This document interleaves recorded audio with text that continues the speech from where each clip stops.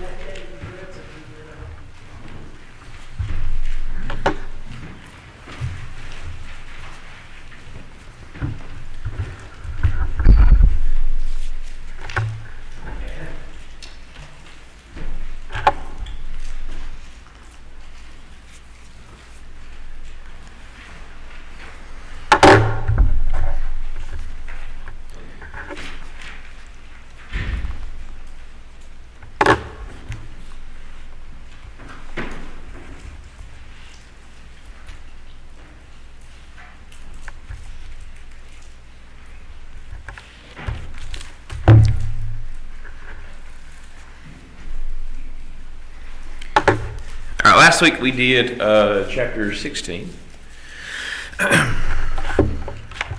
When the vexing, I guess, spirit, you could call it, distress came on Saul. And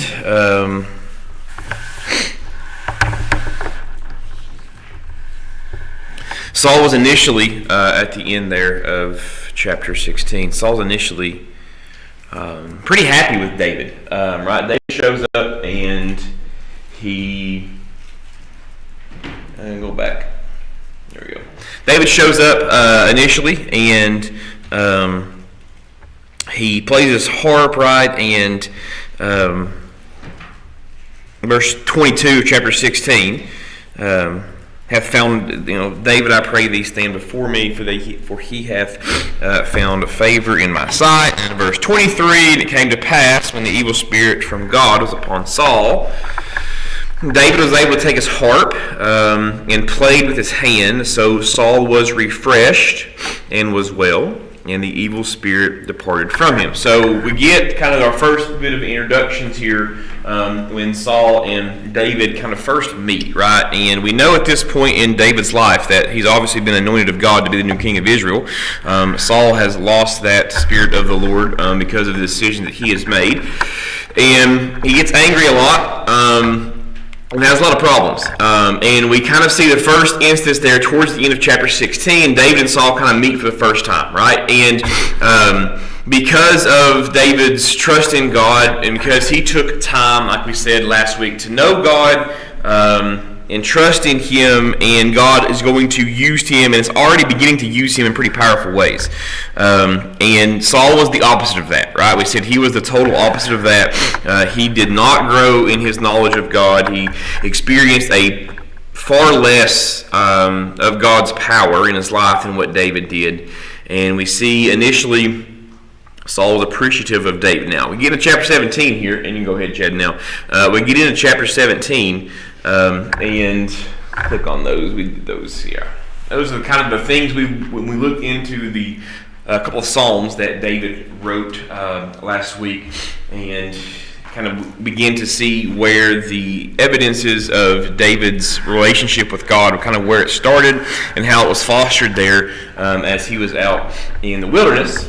And all those things we saw in the different Psalms, Psalms 146, Psalms 23, of course, that we looked at, and Psalm 65 as well. All right, Chad, go ahead. All right, that brings us to chapter 17. One of my favorite chapters in all of Scriptures is, of course, most famously the victory over Goliath here that gets set up. We need to remember that the Philistines have been warring against the Israelites since essentially the initiation of the Israelites as a people, right? It's been a problem. They've been fighting with them constantly, consistently. God has used the Philistines a couple of times to judge essentially the Israelites because of their unfaithfulness. And all during Saul's lifetime, the Philistines are kind of like the ever-present force that was there, causing them and the Israelites problems. Okay, and we see another instance of this now here in chapter 17. in which this warfare that had been raging kind of comes to a bit of a head here for another big battle between the Israelites and the Philistines. All right, so let's start in the first verse of chapter 17. And we'll probably just do this one today. We need to get into 18 too. We'll probably just do this one today. Now the Philistines gathered together their armies to battle, and were gathered together at Shocal, which belonged to Judah, and pitched between Shocal, whatever, and Azekah in Ephes-Dammim. And Saul and the men of Israel were gathered together and pitched by the valley of Elah, and set the battle in array against the Philistines. And the Philistines stood on one side, or stood on a mountain on the one side, and Israel stood on a mountain on the other side, and there was a valley in between them. And there went out a champion out of the camp of the Philistines, named Goliath of Gath, whose height was 6 cubits in a span. And he had a helmet of brass upon his head, and he was armed with a coat of mail, and the weight of the coat was 5,000 shekels of brass. And he had greaves of brass upon his legs, and a target of brass between his shoulders. And the staff of his spear was like a weaver's beam, and his spear head weighed 600 shekels of iron, and one bearing a shield went before him. And he stood and cried unto the armies of Israel, and said unto them, Why are ye come out to set your battle in array? Am not I a Philistine, and ye servants to Saul? Choose you a man for you, and let him come down to me, and if he be able to fight with me, and to kill me, then we will be your servants. But if I prevail against him, and kill him, then ye shall be our servants and serve us. And the Philistines said, I defy the armies of Israel this day. Give me a man that we may fight together. Verse 11. And when Saul and all of Israel had heard those words of the Philistines, they were dismayed and greatly afraid. All right, now, famous story here, right? David and Goliath. We know this story very, very well. So we see this battle now that needs to take place. Obviously, there's coming to a point here in which there's one hillside full of Israelites, one hillside full of Philistines, and this big valley down in between where these two armies can kind of come down and have a fight. All right? And Goliath, of course, of Gath, strode into this valley. And we have the description of what Goliath is through the first, 4, 5, 6 verses there of chapter 17. Now, this is not anything that you haven't been told 100 times, right? But just to kind of go over it again, on one hill we had the Hebrews. About 3 miles away were the Philistines, this valley in the middle, and in walks this 9-foot tall giant. Now, if you've been downstairs in the last little bit, I think Miss Kay had been going over the story with, I think, Moxie or whoever's in the Sunday school class, and she had a picture of Goliath, right, up on the wall down there to kind of give them a representation of how big that he is. Now, there are a couple of different descriptions or I guess interpretations of exactly how tall Goliath was, depending on if you used certain parameters of what is described here in these verses, if how big a cubit is or how big a span is. Most people estimate Goliath could be anywhere from the 9-foot tall, that's kind of the common, what we have always kind of gone by, up to maybe 13 to 14 feet tall, depending on what type of cubit or span is used as a reference for what he is. Most things that I've kind of looked at and read over the years kind of more identify him in the 9-foot tall range, not so much into like the 12, 13 feet tall range. Either way, like pretty impressive, right? This gentleman, man, was there and stood immensely at 9 feet tall. Now, the armor that he was wearing weighed a total of 125 pounds. And again, that could be interpreted a variety of different ways depending on the weight of shekels and different things. But for the most part, what we kind of think and what makes the most sense, if he was 9 feet tall and holding that 125-pound armor, kind of goes hand in hand. The spear that he carried weighed 20 pounds. Okay? And he had an armor bearer, and he had all these things that were there because he had been fighting for the Philistines for however long that they were had been in war, right? Goliath didn't just show up out of nowhere to be in this battle. Goliath had been a part of the Philistine army and would have been a part of the Philistine army for quite some time. Goliath probably was not the only giant that was in the Philistine army. We know for a fact that Goliath had other brothers, right? That we'll eventually get to as David and his mighty men go and find and kill. We know there are lots of giants in the land of Canaan. Joshua and Caleb and the 12 spies saw that as well. So the fact that there were giants in the army of the Philistines was something that the Israelites knew or were aware of and had probably seen before. Okay? Goliath just happened to be the one that was probably the most famous and probably the most successful in battle. He had probably killed the most people, won the most fights, kind of became the figurehead of this portion of the Philistine army. Everybody else in the Philistine army would have probably looked to Goliath. Goliath probably not the first time he rolled out into a field somewhere and wanted to fight the champion of the other side. So it's pretty common for Goliath. He would have done this quite a bit. And we see that now that he's there and he is essentially offering this challenge to the Israelites, we notice there that in verse number 11 that every person in the army, right, all of the people that were there in Saul's army, Saul himself, all of them were greatly afraid and dismayed because they didn't think they could beat the Goliath, they could beat the giant, which is showing and telling of the heart state, right, of not just Saul, but also his soldiers as well, right? We always talk about Saul being the one that, didn't have faith in God, didn't have trust in God, right? He's kind of the famous one. But there is probably 600 to 1,000, maybe 3,000. There are soldiers there as well that had been privy to some pretty impressive things that had taken place. They had been in Saul's army. They had witnessed the previous 15, 16 chapters. They knew that as long as they were faithful to God and trusted in Him, that God would take care of stuff. But we see them once again here, not trusting in the Lord, being worried because they were afraid of this huge giant. Verse 12, now David was the son of the Ephratite of Bethlehem, Judah, whose name was Jesse, and he had 8 sons. And the man went among men for an old man in these days of Saul. And the 3 eldest sons of Jesse's went and followed Saul to the battle. And the names of his 3 sons that went to battle were Eliab, the firstborn, next unto him Abinadab, and the third Shammah. And David was the youngest, and the 3 eldest followed Saul. But David went and returned from Saul to feed his father's sheep at Bethlehem.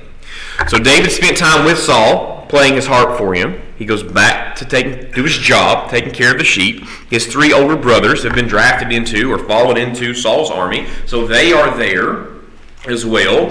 They are among the multitude that hears Goliath make this challenge to the Israelites as well. Okay, verse 16, the Philistines drew near morning and evening and presented himself for 40 days. So for an entire fortnight, for 40 days here, Goliath shows up.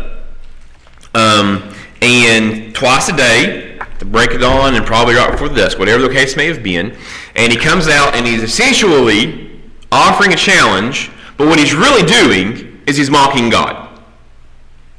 So for 40 days, 40 nights, Goliath shows up, parading out there in all his armor bearer behind him, got the huge spear, got his sword, got all these things in full regalia, I'm sure, every time, just in case somebody shows up, or to look more threatening. And he offers the challenge to the Israelites, and he's mocking their God for 40 straight days. 80 times he comes out, and they listen to him mock the one true God. 80 times he does this. And every time, everybody just kind of stands there and listens, and nobody really does anything about it. Nobody in Saul's army.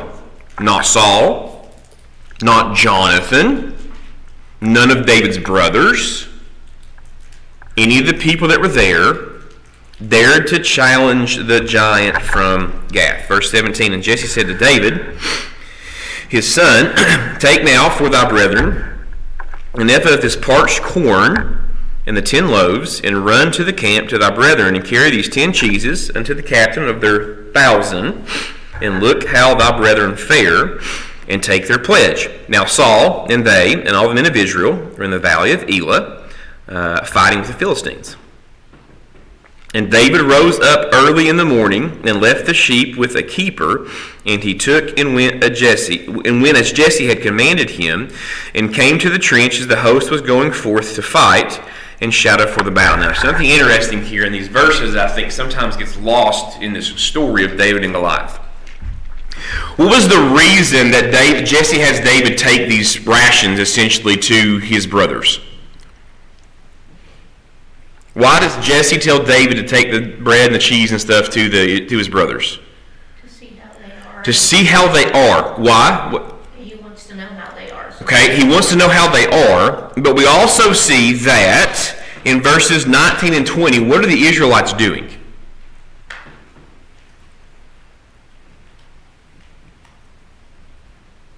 What's the end of verse 19 tell us? What does verse 20 tell us as well? When David shows up, what does he hear? So, there is fighting going on. Right? Saul and all the men of Israel were in the valley of Elah, so they were down there, where Goliath showed up sometimes, and they were fighting with the Philistines. There was a battle going on. Verse 20, and when he got there in the morning, took them as he commanded, he came to the trench as the host was going forth to fight, and shouted for the battle. So David sees his brothers and the Israelites warring with the Philistines, right? And he hears the battle cry. And he sees this skirmish, or whatever it was, going on down here in the valley. Now, for 37 years of my life, yes, I thought that it was a 40-day standoff. And that Goliath would show up and nobody would do anything. Because everything you watch, right, you don't ever see them, they're just kind of... No, there was actual things that... So Goliath would show up in the morning, make his challenge, go back to his tent, then the Israelites and the Philistines would fight for a while, then they would quit, they would go back, then Goliath would come out again after the battle was won, whatever the skirmish was won or lost, and offer another challenge. So the Israelites weren't worried about fighting the Philistines. That's apparent, because they were going to fight them. They just didn't want to fight the really big dude. That was the one they were scared of. That becomes important here in just a second. Okay? Verse 21, for Israel and the Philistines had put the battle in array, army against army. And David left his carriage in the hand of the keeper of the carriage and ran into the army and came and saluted his brethren. And as he talked with them, so the battle is now done, he comes in to check on them, see how they're doing, salutes them, right, as a young brother would to his older brother who's in the army. Makes sense. David come running up, quick salute to his brothers once he finds them. So after this has been done, right, now everybody's back. There's no fighting going on. Goliath shows up again, and this time, though, in verse 23, as he's talking with them, behold, there came up the champion, the Philistine of Gath, Goliath by name, out of the armies of the Philistines, and spake according to the same words, and David heard them. And all the men of Israel, when they saw the man, what did they take off and do? They ran away. They fled. Because they were still down there in the valley probably, so picking up the wounded, taking care of stuff, cleaning up, whatever was the case. But when he shows up in the valley, they all run away. David's standing there, and he hears this. And the men of Israel said, have ye seen this man that is come up? Surely to defy Israel he is come up, and it shall be that the man who killeth him the king will enrich him with great riches, and will give him his daughter, and make his father's house free in Israel. So, apparently at some point in the last 40 days, Saul has put out a statement. Whoever goes down there and kills Goliath, whatever man goes down there and kills Goliath, great riches are going to befall him, right? Verse 25, it says, King's going to enrich him. He's going to get to marry his daughter, Michal. We don't know her yet. We'll see her soon. And the father's house is free in Israel, so there's going to be no tax, right? There's going to be no property tax or whatever it was they had to pay. Not going to have to worry about that. And they're essentially, the father's house is going to be able to free to do as they please, whoever manages to kill Goliath. And David spake to the man, verse 26, that stood by him, saying, What shall be done to the man that killeth the Philistines, and taketh away the reproach from Israel? For who is this uncircumcised Philistines, that he should defy the armies of the living God? And now we get the kicker of this, right? We had 25 verses, 80 instances, lots of other battles going on. Thousands of people heard this challenge. Saul's offered up this great reward. But we know it's the first time in 25 verses that we see the name of the Lord mentioned at all. So when David shows up, he says, who is this guy? Who is this Philistine that is defying the living God? So of all the Israelites that were there, David's brothers included, Jonathan, who we know is a good guy, who has been, in just previous chapters, been divinely helped to kill 20 people in a crevice of a mountain. Saul, none of them for a second, right, think or even take a moment to recognize what Goliath is doing and who he is actually defying. How we can say this, right? First question of this little portion of this lesson asks, how should have they responded to Goliath's defiance of God? What should have been the initial response of this? What should they have done? What? Taken care of him and trusted the Lord to do so, right? The moment after the first battle they've had or whatever, then Goliath shows up in the morning, whatever the case was, like the moment he come out and made his defying speech towards God, they should have trusted in the Lord, relied on him in the victory over Goliath. If anybody would have done that, doesn't matter, Jonathan, one of his brothers, any old random Joe from the Israelite army, would have said and fully trusted in God and walked down into Goliath and said, hey, I'm the guy that's going to beat you, the Lord would have allowed him to win. That's was not what happened at all.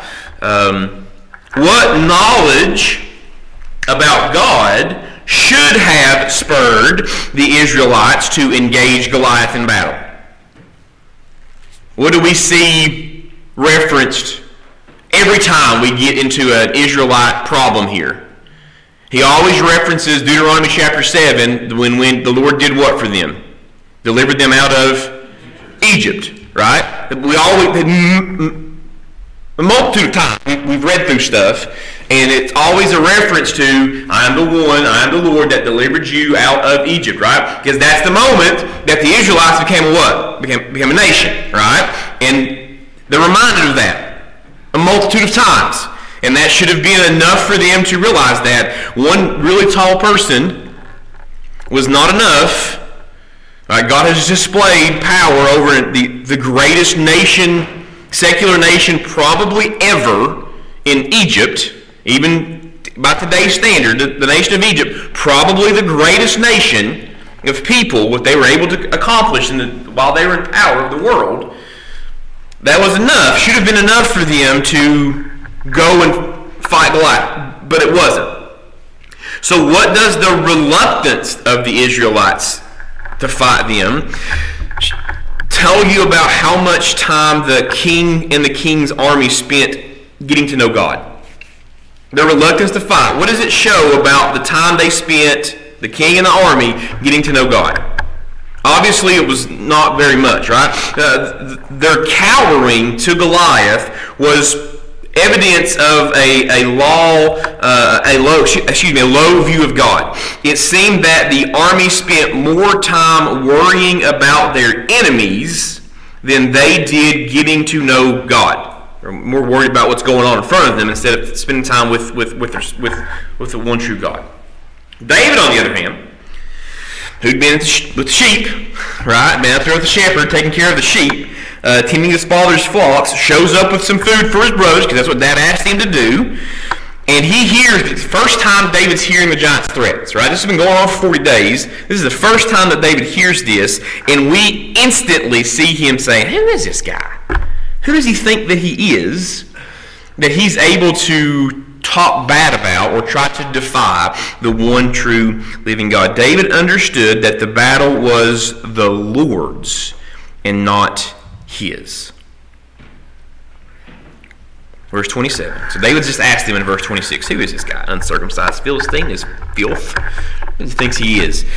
And the people answered him after this manner, saying, so shall it be done to the man that killeth. And Eliab, his eldest brother, heard when he spake unto the men, and Eliab's anger was kindled against David. And he said, why comest thou down hither? And with whom hast thou left those few sheep in the wilderness? I know thy pride and the naughtiness of thine heart, for thou art come down that thou mightest see the battle. So we have the older brother here, right? We got the older brother, the firstborn, Eliab. David's running around trying to figure out who Goliath is and why nobody's doing anything about it. And as older brothers do with younger brothers, we see him being very condescending with him here, right? Very condescending. He looks at David and is like, what are you doing here? Why are you here? Shouldn't you be back taking care of the 2 or 3 sheep, the few sheep? No. Or is it more than that? Absolutely. But he's taking a jab at David here, right? Shouldn't you be back taking care of the sheep at the house? I know what you're here for. You're here so you can see what the big boys are doing, right? You're not a big boy. You've come to see how the big boys are taking care of stuff. You want to be a part of this by proxy, but not actually be here, but say you were here, and you can go back and tell Dad that you're here, you deal with this stuff, but you're just here for your own pride. That's what he tells him, right? You've showed up just so that you could see a fight. And David said, what did he say in verse 29? You can just see this happen. What have I done now? What have I done to you now? Why are you mouthing off at me for? Right? What have I done now? What have I now done? Is there not a cause? And he turned from him toward another man, and so he just turns away from Eliab. I ain't listening to you. Heard your mouth for how many years? I ain't listening to your mess. Turns to somebody else in verse 30, and spake after the same manner. And the people answered him again after the former manner. So they told him the same thing. When the words were heard, which David spake, they rehearsed them before Saul, and he sent for him. And David said to Saul, now, David and Saul, good graces, right? David is in Saul's good graces because he shows up and plays the harp, and David and Saul feels better. Saul's probably surprised to see David. Would make sense that he would be. Why are you here? Shouldn't you be with your harp? What are you doing in this battle? So he sees him, probably glad to see him, because I'm sure Saul is very vexed right now in his spirit. I'm sure that he is. I'm just glad to see him, right? And he asks him, let no man, and then David says to Saul, let no man's heart fail because of him. Thy servant will go and fight with this Philistine. So David's trying to figure out who Goliath is. He goes to Eliab. Eliab tells him to leave. He turns to somebody else, and everybody tells him the same thing. You don't need to be here. We can't fight this guy. And we see David now go to, hey, can't get the answer he wants. I'm going to go to the top. Tried to get the answer I needed every other way. I'm going straight to the top. So he goes straight to King Saul and asks him, and tells him, hey, nobody else, my brother won't do this, Jonathan won't do this, none of your mighty armor people will do this, your best swordsmen won't go and fight him. Tell you what, I will go fight this Goliath. And Saul said to David, thou art not able to go against this Philistine, in verse 33, to fight with him, for thou art but a youth, and he a man of war from his youth. And David said to Saul, thy servant kept his father's sheep, and there came a lion and a bear, and took a lamb out of the flock. And when I went after him, and smote him, and delivered it out of his mouth, and when he rose against me, I caught him by his beard, and smote him, and slew him. And thy servant slew both the lion and the bear, and this uncircumcised Philistine shall be as one of them, seeing he hath defied the armies of the living God. And now we begin to see why David was described as a man of valor and a man of war when we first got a description of him last chapter. All right, we always looked at David as the scrawny little kid. But what we actually got of the description of him was he's actually probably a pretty strapping young man who was well-versed in fighting. And we know not only is he well-versed in fighting people, that he can take on wild animals, right? You think of all the wild animals in the wilderness, of the ones that are the most dangerous, lions and bears, right? Can kill you quicker than anything. You think of a big lion, think of a big bear, they can kill you very quickly. And while David was out in the field, obviously, he had a lion and a bear show up to try to get the sheep. And he tells Saul that when the bear rose against him and grabbed one of the lambs,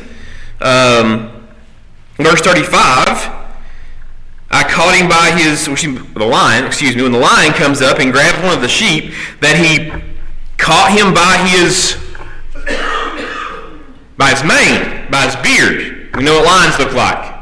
The big mane on there. So it was a male lion, who would have been a lot bigger than a regular lion, a lioness. And traditionally, what we know, and you're all going to have to just settle in because I love the story. Traditionally, what we know is that when the lion and lioness need to get food, right, when it's time for them to eat, the lionesses, the female lions, are usually the ones that go out and make the kill. And then the pups or the kittens and then the male lion come in and eat the kill. Only when the lion is severely hungry, really, really bad, really wild, full of testosterone, the most fierce is when a lion will actually hunt by itself. A male lion hunts by itself only when it's in the fiercest state it could possibly be in. Everything in nature tells us that. You can watch any National Geographic documentary if you want to of the sub-Saharan Africa and watch how lions do this. The only time a lion's by itself, a male lion, is when it's like the most dangerous. So this is the most dangerous version of a lion that tries to grab or grabs one of David's sheep. And David doesn't just kill it. We get a description of how he does it. He grabs it by its mane and then cuts its throat or beats it in the head or whatever he does, and caught him by his beard, smote him. We don't know about smoting him. Means he's probably hit it, right, or punched it or stabbed it or done something with it. He had to physically, like hand to hand, up close with the lion, and killed this thing. Apparently the same thing with a bear. When bears are hungry, this would have been in the area they're at, would have been the black bears that we have. They're pretty docile for the most part. This would have probably been what they call a brown bear, most likely very similar to a grizzly bear, but not the exact same, not quite that big, because it's the area they're at don't have grizzly bears, but they do have brown bears. And brown bears are formidable, just as formidable as an opponent as a lion would have been. And David obviously did the same thing, slew both of them with his bare hands. So when he goes to Saul and says that giant looks nothing compared to or the same as the lion and the bear, I have previous evidences that I'm able to kill these things. God has allowed me to do that. I'm going to do the exact same thing with this uncircumcised Philistine. I love this statement from David.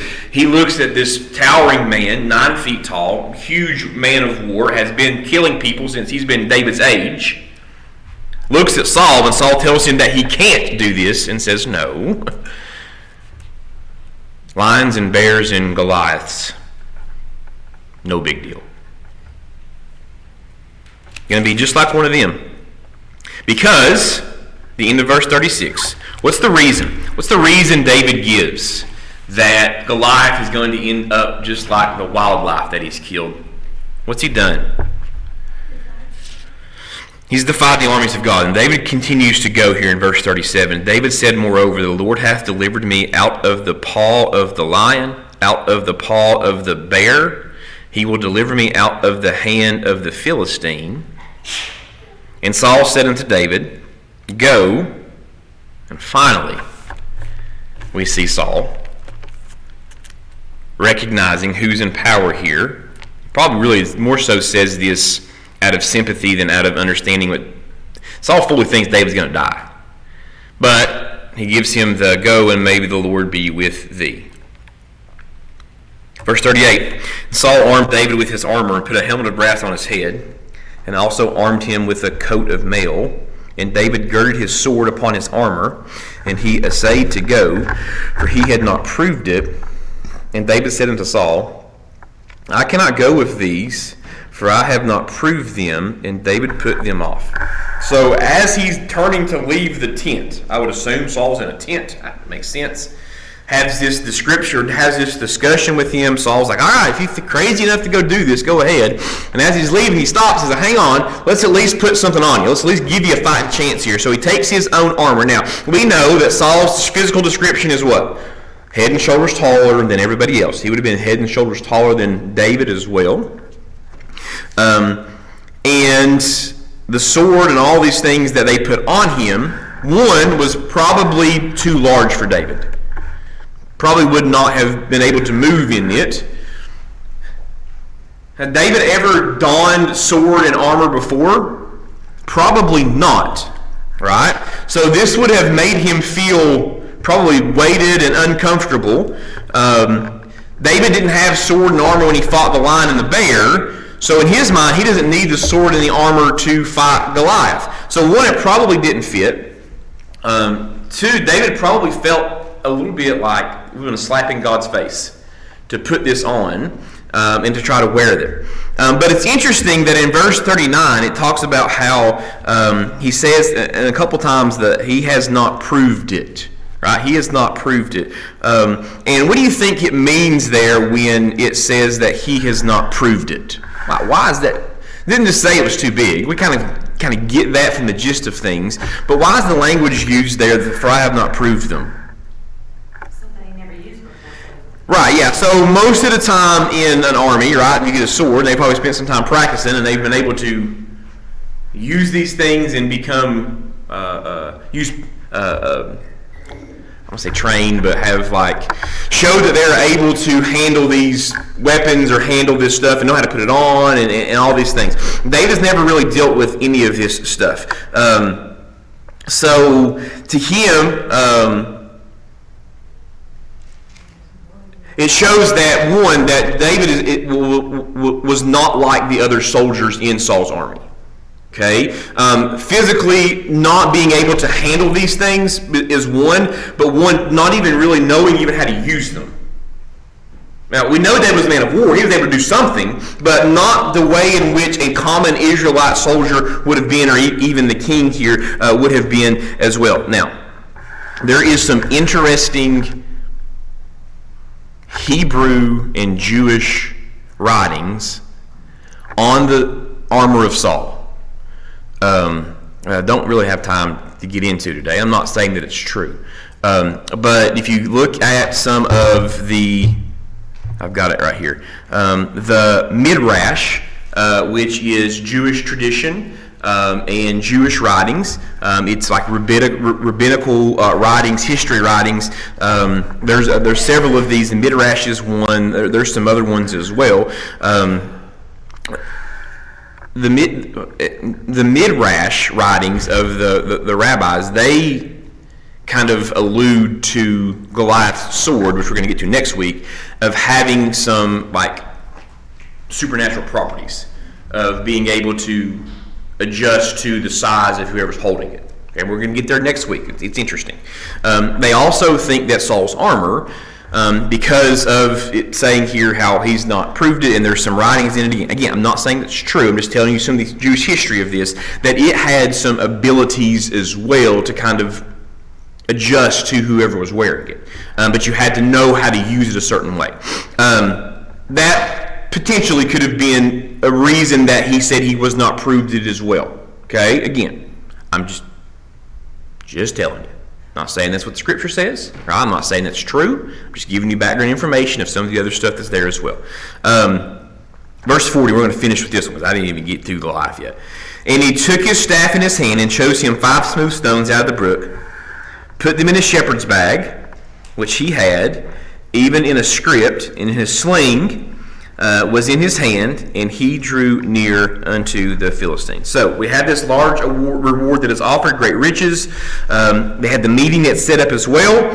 Saul talks about his youth, his military inexperience, but David would not be discouraged here, and he relates his battles with the wild animals and showed how God had delivered him.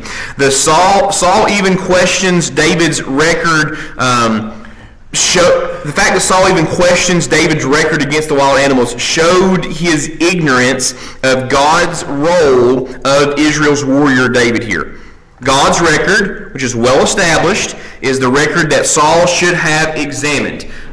When he hears these things from David, if he had a written out copy of God's law to regularly review, then he should have known that Saul himself should have been the one fighting Goliath. David's young, inexperienced, and has nothing to do with whether he could defeat Goliath, and that's why we see him giving him this armor. We're going to get into the rest of this next week. Let's pray. Our Heavenly Father, we thank you for this lesson, for this time that we can look into this moment in history, Lord, that has been so famously talked about so many times, but being able to see the faithfulness that you have through your people who are obedient to you, and then the consequences of disobedience to you as well. And as we continue to look through this narrative of David and his life, and we pray that we see the importance of obedience in our own life as well. In your name I pray. Amen.